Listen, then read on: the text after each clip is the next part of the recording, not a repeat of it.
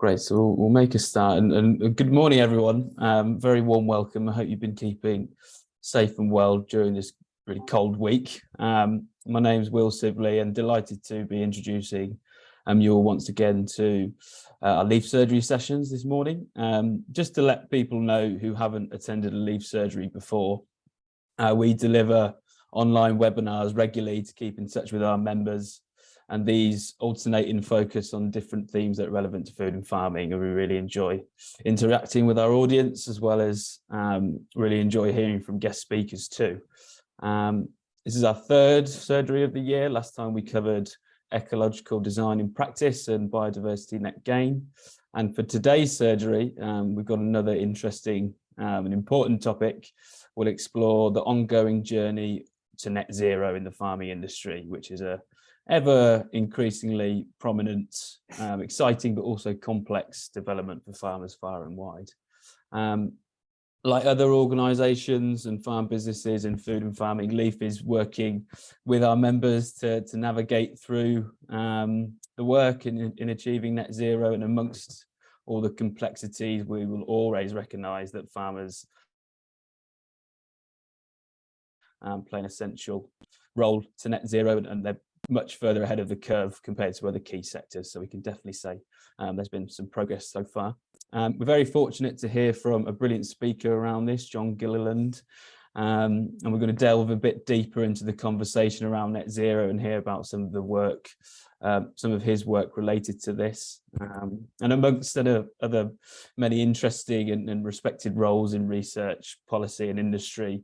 And being a farmer himself, John chairs an innovative farmer-led project based in Northern Ireland around net zero called ARCZero. So we're going to hear more about that from John, which I'm looking forward to. So a very warm welcome to you, John, and thank you for joining. This session will be chaired by our very own Claire Mike, Business Development Director at LEAF, who will be talking with John, as well as giving a short update on what's been happening at LEAF. So a very warm welcome to you too, Claire. And lastly, before I hand over, we'd love to hear from our audience. So please do submit your questions to John and Claire via the chat function. And we've saved some time at the end for Q&A. So I'll leave it there and sit back and relax, everyone. Enjoy the discussion, and over to you, Claire. Thank you so much, Will, and a huge good morning, and thank you for joining us today. I'm just going to start by sharing a few headlines before we dig into today's surgery discussion. So since we last met, the School of Sustainable Farming at Harper Adams University very kindly hosted the LEAF Network event. Oh, is my screen going funny there? 1 second. Should be back with you now. Sorry if you saw something very strange going on there. And it was actually their first, again, right, I'm going to switch my screen off for a little bit. It was actually their first live event or in-person event that they've held for the last 3 years. So actually we can see now that, you know, a lot more is happening in person again, which was absolutely wonderful. It was attended by over 30 of our current leaf demonstration farmers and 8 current and future leaf innovation centres as well. So if you're interested in learning more about our leaf network, please do go onto our website and you'll be able to learn more there. Conversations are very dynamic, and yeah, there was a lot of talk about that journey to net zero. A little more we'll hear about later on. Over the last few months as well, let me just try my camera once again, just in case. Over the last few months, the LEAF education team have been working with Burger King on a campaign promoting the basics of pollination and how food is produced. And it's actually featuring on their junior meal boxes. And this goes hand in hand with a unique competition that's being funded by Burger King, which is allowing school children to really experience that journey from farm to fork and in their local area, which is really quite unique. There are many benefits to a farm visit, as we all know, not least that positive benefit of being out in the outdoors and connecting to the countryside. And then what this competition is really doing is particularly targeting those students who wouldn't usually get the chance to engage with the natural environment or perhaps haven't been to a farm. So actually this could be really quite brilliant. In more supply chain focused news, last month Tesco announced that nearly all of its nearly 500 UK fruit and veg growers are now LEAF Mark certified, which is very exciting. And the rollout advances its environmental performance across its entire supply base. So, you know, this really is marking a very significant implementation of environmental standards across the UK.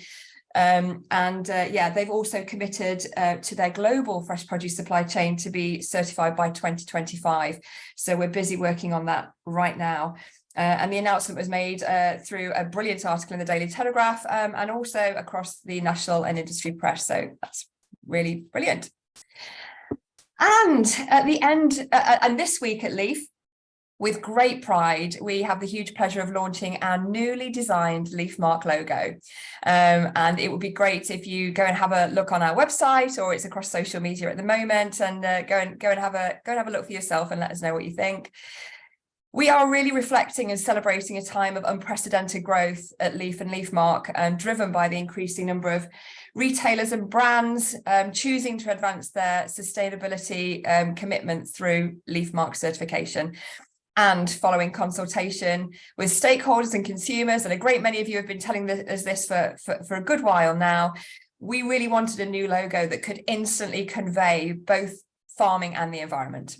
And through testing, we know that this design is clearly identifiable on pack and very relatable to consumers, which is great news. The new LEAF Mark logo makes a bold and ambitious statement of change. And it really is an evolution of our old logo, really reflecting where LEAF Mark is now and what it stands for.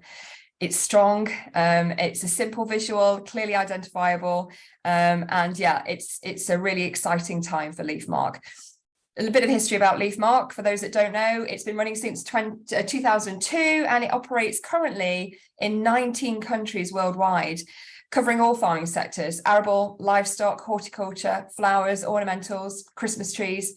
And in the UK right now, somewhere in the region of 48% of fruit and vegetables that we consume have been grown on a LEAF Mark certified farm.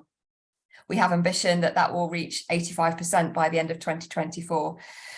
LEAF Mark is underpinned by the sustainable farming principles of integrated farm management, which is a holistic whole farm approach, which really addresses the environmental, economic and social resilience and sustainability of farm businesses. And, you know, this is really building on those long-standing relationships and newer relationships that we have at LEAF. So we've been working with Waitrose and M&S and Jordan's for a very, very long time. We're now also working with Tesco, Quaker Oats, and a great many other brands and retailers. So it will be exciting over the coming weeks and months. Please do expect to see the LEAF Mark logo out there a lot more than it is at the moment. And yeah, it's really exciting time. So without any further ado, I am completely delighted to turn to our guest today on the surgery, Professor John Gilliland, who we have learned so much from at LEAF and really value our relationship with. John, I won't give you a huge introduction because Will's already done that, but needless to say, you've been working for a long time in that space, in the universities, in that space of research, and particularly focusing on carbon. And it's really exciting to hear what you're doing today with the ARCZero project, and wider than that. So I'm sure you'll be keen to tell us and keep the discussion very wide and open.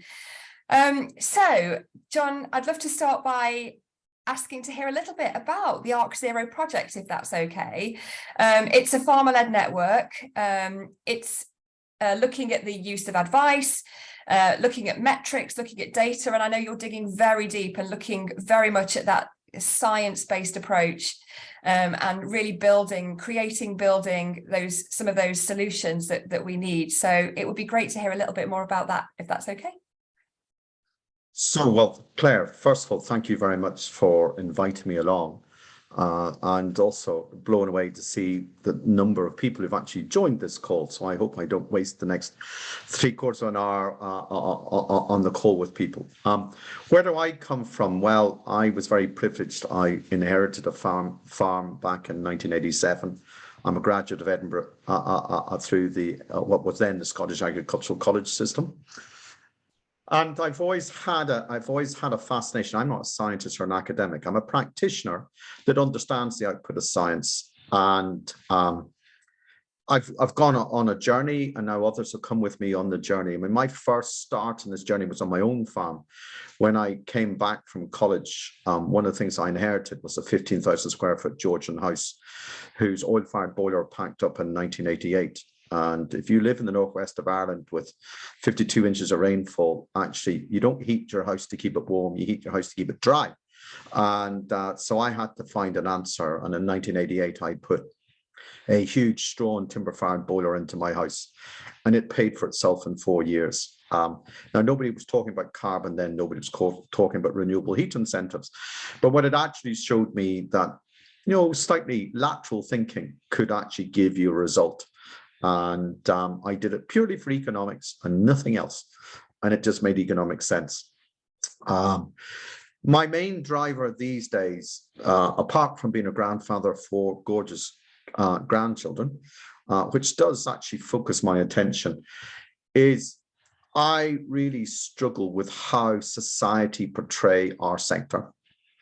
And I feel that we are really been undermined, mainly because we don't have robust data that we can talk about our journey with integrity.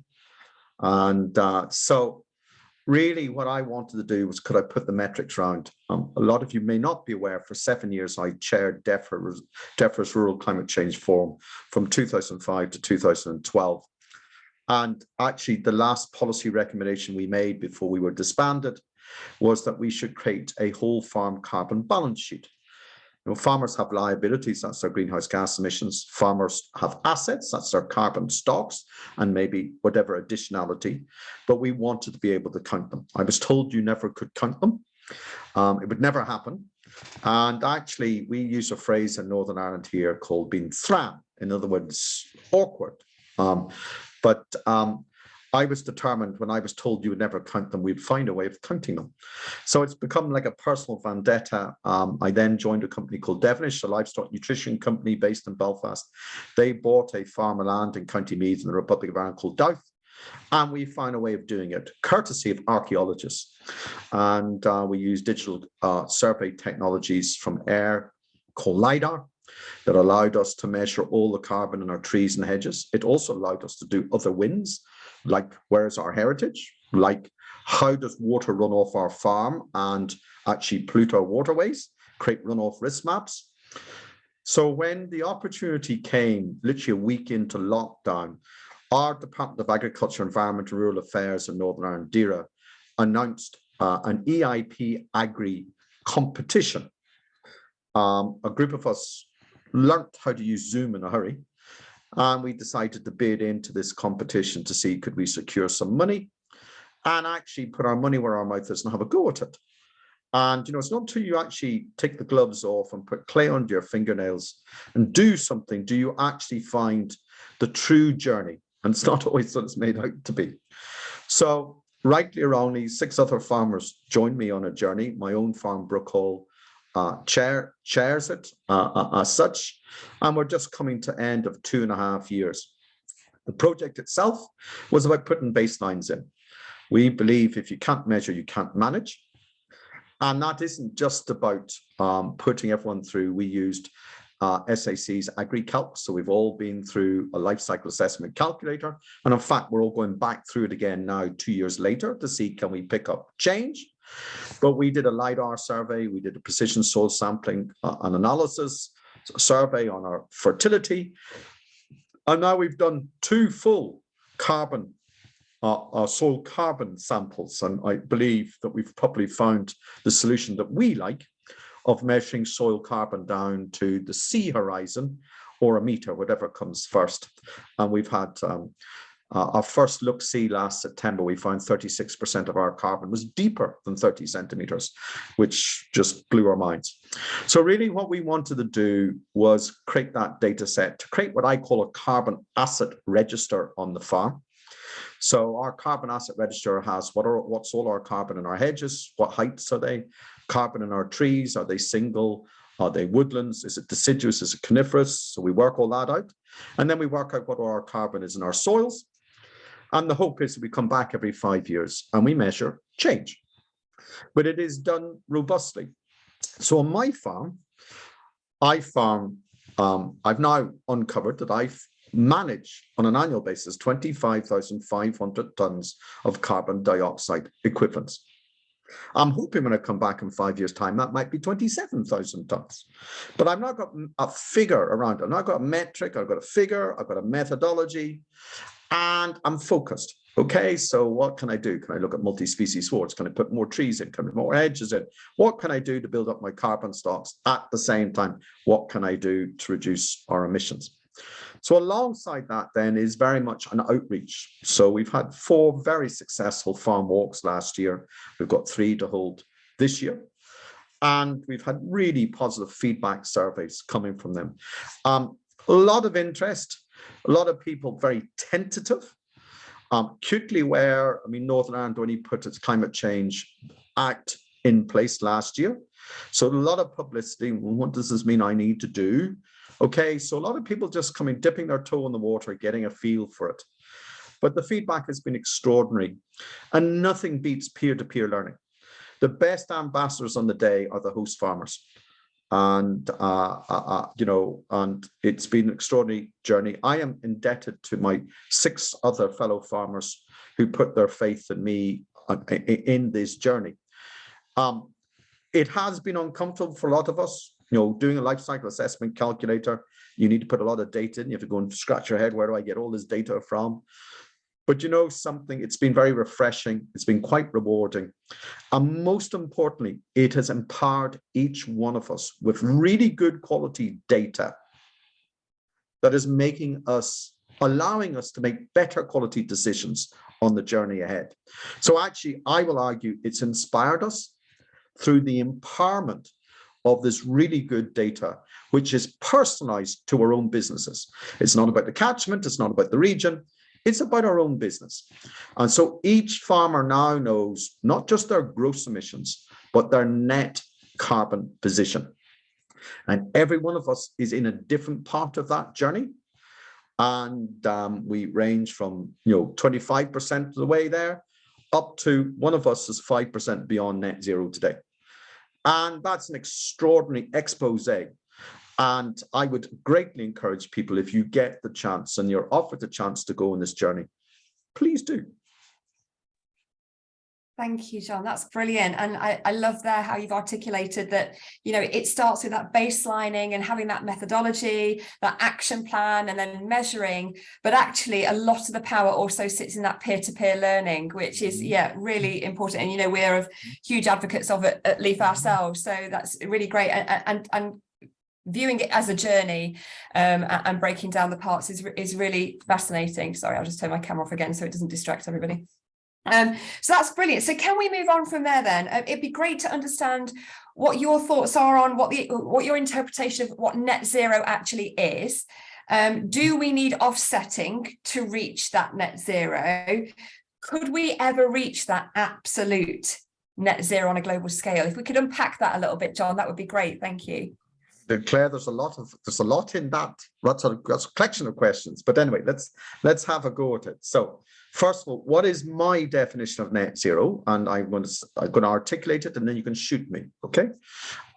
My view is the majority of society doesn't understand what net zero means. So what does it mean to me in my farm business? Well, it means that I'm going to try and reduce my greenhouse gas emissions down a bit. Okay. I'm going to build my carbon stocks up a bit. I'm going to incorporate some renewables to displace any purchased brown energy with green energy. And I'm going to look at things like waste management technologies to try and reduce the emissions from waste try and minimize waste in the first place, but reduce emissions from waste. And when you average those together, net zero is when all of those equal zero. It is not the way that either the Dutch or the Irish are interpreting it. The Irish are interpreting it as they want to see net zero on what we call the agriculture, forestry and land management sector, and are not recognizing land use change, land use and forestry. They're not recognizing the role of renewables on a farm, and they're not recognizing the role of anaerobic digestion on a farm. And so for me, net zero is about using all the tools in the toolbox and not some of the tools in the toolbox.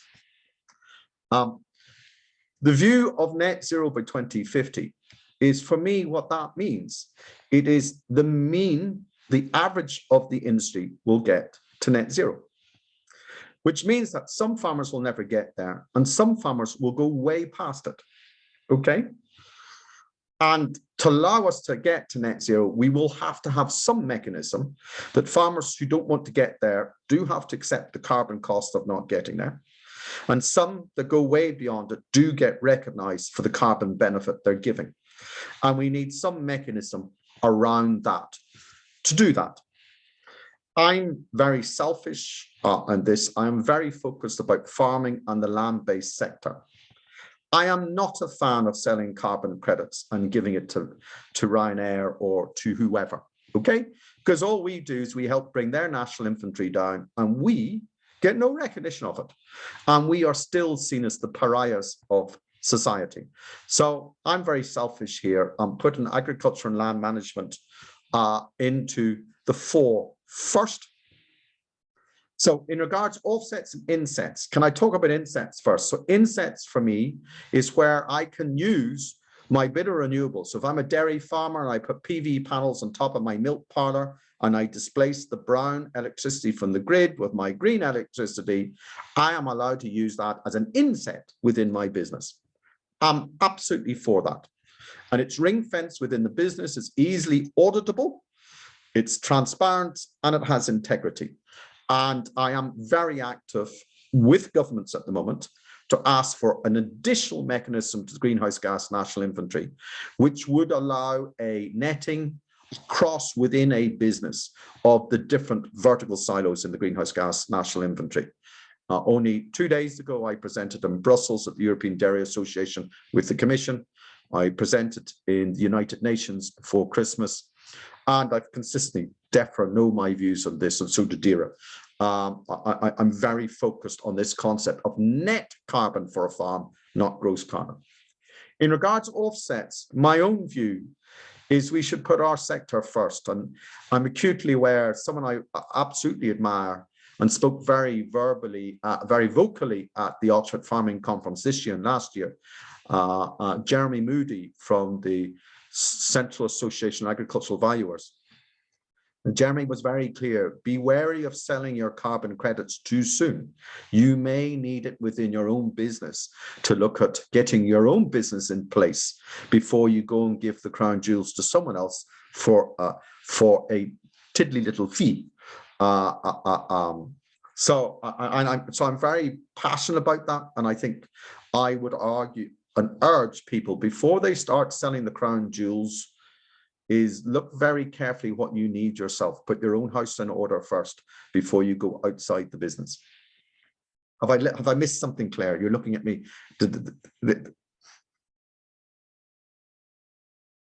Sorry, I'm having a little bit of a malfunction. No, that was wonderful. Thank you so much, John. And I really like that idea that not selling carbon credits too soon is, I think, really good advice, because like you say, at some point in the future, you don't know when you're going to need that and possibly have to look at more expensive solutions to then cover your own carbon. So there's a lot of sense in that. And Claire, it's really important that people understand there are two carbon prices already out there. There is the statutory or regulatory market that sits within the emissions trading scheme, and that's anywhere from 70 to 100 pounds. And then there's the voluntary carbon market, which is between 5 and 15 pounds a tonne. And I live beside a coal-fired power station, and it really galls me that that coal-fired power station, if it puts less coal in it and therefore less emissions out, it gets 70 to 100 pounds a tonne. If I work my backside and I build more carbon credits up, I am lucky if I get £15 a tonne if I went into that marketplace. That isn't fair. What I absolutely want to bring is transparency and empower land managers and farmers to know their business so that they become strong decision makers and don't take a fiddler's fee. Great. That's a really interesting view. And I really like your principle there in terms of, dare I say it, almost looking at that enterprise stacking where, you know, you've got a milk parlour and you put your renewable energy on top of the milk parlour. Actually, that's beginning to look at how you can do that, you know, approach that enterprise stacking as well. So really, really interesting and fascinating. Thank you. I'd love to know how you would recommend farmers to take their first steps on this journey, John. And I'm sure the answer will be, you know, it's different for every farm, but are there any kind of general first steps? I mean, we have had a lot of engagement around ARCZero. A lot of farmers have come. Now, the 7 of us in ARCZero have been very privileged. We secured £120,000 from DEFRA, which has really helped. Now, we have matched it as farmers. We've put another 80,000 in there too, because once we got into it, our ambition got bigger and bolder, okay? And we wanted to know more. So actually it's delivered. It's leveraged private sector funding into it as well. So certainly I'm absolutely aware that LEAF has now started their own journey as such. You know, when you get an opportunity, please take the opportunity. My encouragement, but not only should you maybe look at going through a life cycle assessment calculator, but you actually do want to start taking baselines of your soil organic carbon, baselines of your carbon in your trees and hedges. Because actually we have a problem out there is carbon sequestration is the poor brethren. Nobody wants to talk about carbon sequestration. All want to talk about emissions reduction, okay? And so we are using predominantly a tier 1 sequestration factor. That means we're averaged with everybody else in the world. A tree is a tree is a tree. Now, I know, first of all, different species grow at different rates. Different soils allow trees to grow at different rates. And actually, the only way you get that accuracy is to move the dial from tier 1 to tier 2 to tier 3. So at the moment, what we're doing is we're using a tier 1 calculator that ARCZero are providing.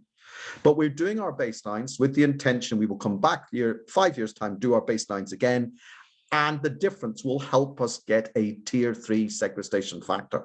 So that's the goal at the end of the day. So one of the things I'm doing as a policy advocate is encouraging governments to help us. So in Northern Ireland, most people aren't aware, Northern Ireland is now baselining every tree, hedge and field in the country. It's a £45 million investment, courtesy of our Department of Agriculture. It's not just about our journey to zero, it's also about improving water quality, including habitats, improving soil health, okay? So we're trying to get other regions to do that. I know Scotland are really interested. I've spoken in Wales, and some of you will know I have just become a special advisor to AHDB in England as well. And really what I want to try and do is drive this agenda, is how do we help other farmers to get this really accurate baseline done in their business, okay? When you go on this journey and you get this, the quality of the information, it just is transformational how you look at your own business. And it's about investing in farmers, land managers, decision makers. You are the future. We can't do this journey without you. So we're going to invest in you. We're going to give you really good information about your own farm. And so certainly at the moment, there is no real support if you're just an individual. We need to get this right. And certainly I'm delighted that Northern Ireland is led. I know Scotland are very close behind. I know Wales is looking at. So how do we get England to come with us on this journey too? And I've been vocal about this. I just think this is, this is a public service. It's about delivering multiple public wins. It is in the public's best interest that they help us as farming businesses get that robust baseline and get that multiple public good. So I have been very proactive in that area, and until I'm 6 foot under, I will remain that, even when people shoot me, and I've been shot before. So, that's my vision, and I'm very passionate about it. Do you think there's a role, John, just going off on a slight tangent, I'm just thinking of how, you know, cluster groups have really taken off in catchment areas and things like that. Do you think there's a role where like you say, there isn't a lot of help for the individual farmer yet? Is there a role, you know, do you see any benefit of grouping together with other farmers and looking at solutions as you have with the ARC project? I mean, I think you could probably speak all day about the value of doing that. Do you think on a geographic level it makes sense, or across? So what we did in ARCZero, we purposely chose not to do it geographically. We chose different enterprises. Because actually, and you know, one of my dairy farmers in the group, particularly, I mean, he's been part of many discussion groups, and actually said this is, you know, he sees ARCZero as being the most refreshing because he's with an arable farmer, he's with a beef and lamb farmer.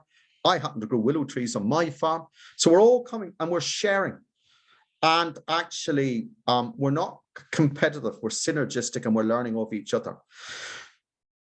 Where I would look at geographical areas is where you're looking to deliver improved water quality and the journey to net zero simultaneously. And the approach we've taken in Northern Ireland, the approach we've taken on ARCZero, is that we can deliver both simultaneously. And the LiDAR technology is not just good at measuring the carbon in your trees and hedges. It's fantastic to show you your runoff risk of your land into water quality. And it astonishes me that actually improving water quality is not higher up in the agenda in England, I have to say. Every week I read in The Guardian or wherever of the Wye or some other river, and someday someone's going to have to put the two together. What we're doing is this one baselining that will deliver on measuring habitats, it will deliver on improving water quality, it will deliver in measuring carbon stocks, and it will deliver in improving soil health and fertility. So there's a collective win for society and productive businesses, all on one journey together. Thanks, John. You make an excellent point there. When you think about the projects that are happening, they usually either focus on water or biodiversity or soil health, but actually there are very few that are looking at everything Correct. At the same time. Correct. Brilliant, thank you. Okay, here might be a slightly controversial question. What role do you think supply chains play in this space, John? What is their responsibility and what should their accountability be? So, listen, I'll put my cards on the table. As a primary producer, I have consistently been beaten up by supply chains.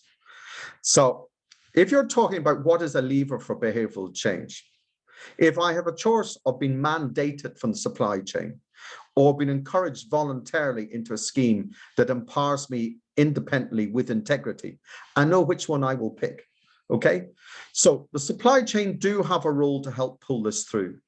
But they also need to understand talking at farmers will never get the same response as talking with farmers. And I don't believe the supply chain necessarily have got that yet, okay? Is that this is a push, pull, push, pull, push, pull. It is not just a pull, okay? The one thing I'll say about the supply chain, they say a very good story, but are they prepared to pay? When we go on this journey, some of the activities we are going to have to do are going to cost money. In an affordability crisis, if anyone believes that the supply chain are going to pay for the expensive options, I think they need to go and think again. And that's why we absolutely need to call it out. Where we would like to go in ARCZero after this funding is to see, can we get further funding to look at the moment we've been looking at the win-wins, the things like reducing from synthetic nitrogen going to multi-species swards. That's a win-win. But actually looking at say, methane inhibitors, that's a win-lose. They will reduce methane, but they cost. And nobody yet has put money on the table to say, I'm going to do that. Now, I do recognize Arla and Friesland Campina are now putting money on the table, but most people are not putting money on the table. So my view, the 2030 target is far harder than the 2050 target. And we really do need to focus on what gets the best behavioral change, talking at farmers or talking with farmers. I will argue it is the latter, not the former. So I'm not certain that the supply chain have got that right yet. I want them there. They need to be at the table, but as a partner, not just someone threatening and beating us up. Thank you. So there is my prejudice as a primary producer. No, and I think it's an excellent point. You know, you've kind of got the carrot and the stick approach, and actually it would be brilliant if actually we could persuade farmers on the journey and demonstrate how it makes great business sense for them and building that resilience in. Absolutely. I guess in some cases, you know, and I do see this more and more working in that space of business development where supply chains really are trying to look at how they can help support better through providing that expert advice perhaps, or things like that. But you're right, there's still a huge amount still to be done there, John. So just talking a little bit more about the standard for carbon measurement, and you mentioned the whole farm carbon balance sheet, which I think probably is somewhere towards creating that standard for carbon measurement. What are your thoughts in that space? Do we need one? And you know, how far are we away from getting one? Okay, there's two things. First of all, my whole farm carbon balance sheet is just about a tool. Okay, it's just this issue that you've got assets, you've got liabilities, and you've got a net worth. And every year, farmers sit down with their accountants, and they know what a balance sheet is. Okay, and you know they hope that their net worth increases over time.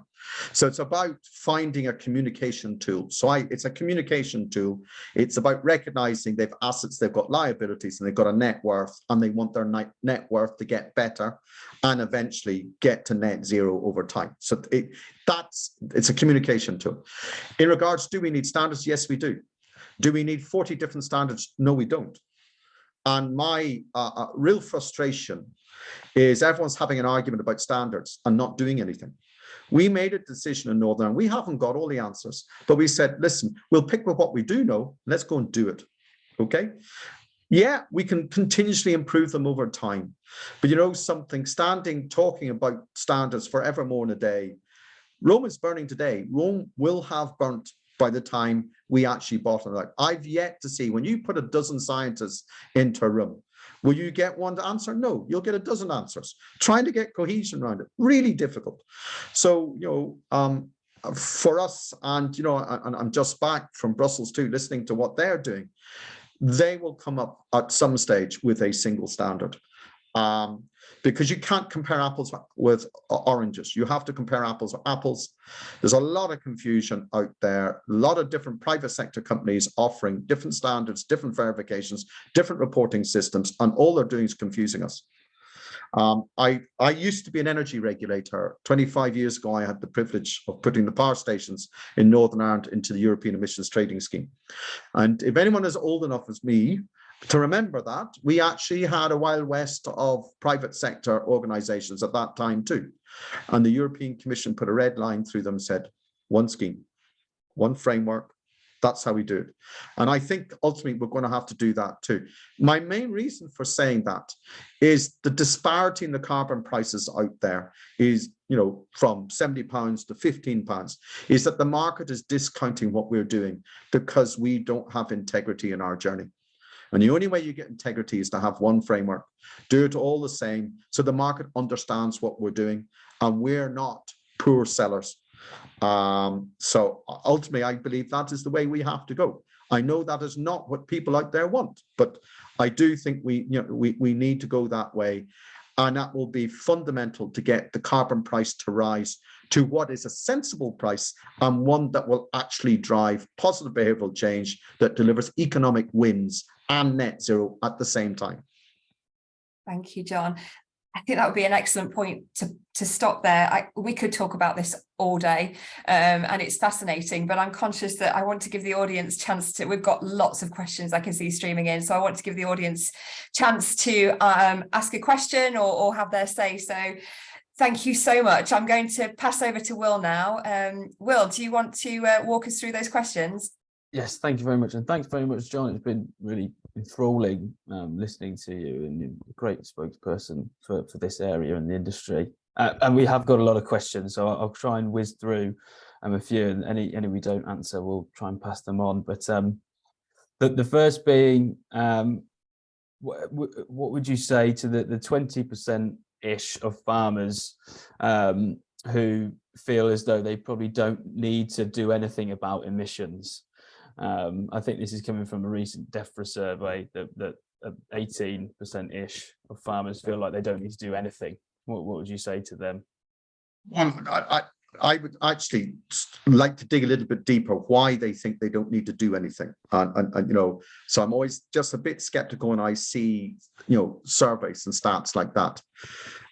My view on this is you have two choices on this journey. You either do something voluntary, put your best foot forward and take control of the agenda, or you're brought in 10 years later, kicking and screaming on someone else's agenda where you're paying the cost for it. And I've seen so many times, rightly or wrongly, back in 1998, I was the founder author of the Voluntary Initiative on Pesticides. I then passed that on, but that was, we were about to be taxed. And it was about us taking the forward foot and actually going out there, being a thought leader and putting our house in order rather than having something forced upon us. In this journey to net zero, I do think we have to go on it. Not everyone has to get to net zero. I'm very clear on that. The average of the industry has to get there. And so for me, you have two choices. You either go voluntary, do what is right for your business and take control of your own narrative, or be forced to do it at some stage. What I don't want is us to end up like the Netherlands, where they are compulsory purchasing farmers, 3,000 farms bought up in the last 6 months, and farmers being put off their land. And that is going on in the Netherlands. I'm watching with close interest what's going to happen in Dublin. They've put a 25% reduction, legally binding target by 2030. I have no idea how they're going to do that in methane, none whatsoever. And they will end up, as it's legally binding, they will end up putting a mandate of a cull.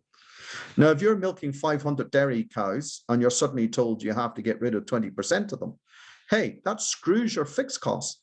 So I would much prefer to be forearmed, have my own journey laid out for me, and therefore be able to control my own destiny. So in that situation, if someone's going to mandate a cull on me, I'm saying, no, I'm not doing it. I have already reduced my greenhouse gas emissions by 25%, and here is my data. And I would love my day in court. No, that's a good answer. And the notes on not every farm needs to be net zero. It is used interchangeably, net zero, and it can be a whole industry as well as a farm, and that really is important for a lot of farmers out there, especially. Great. We've probably got time for two more, and there are two around the carbon calculators. One on AgriCalc. In that it's a technicality of how did you persuade AgriCalc to accept 30-plus-year-old hedges to count towards the carbon balance. So I guess that's leading from one, the technicalities within AgriCalc and whether it works for farmers in a fair way, and maybe how much is it taking into account everything, all assets on a farm, as well as how much support did you get from AgriCalc too? Okay, so let's declare my conflict of interest. I am a former director of SRUC and I secured the funding to create AgriCalc in the first place. So there is my conflict of interest. Can I just say on life cycle assessment calculators, there are, what, 60 of them out there at the moment? You pick your own, but I will argue there are 5 questions you need to challenge. One is it independent? I am not using a calculator who then wants to buy my carbon credits afterwards. There is no independence or transparency in that. Second of all, is it accredited? There is a proper past 2050 standard. There's a ISO standard as well. Is it accredited? Thirdly, does it understand methane and nitrous oxide? Because some of them out there are glorified CO2 only calculators.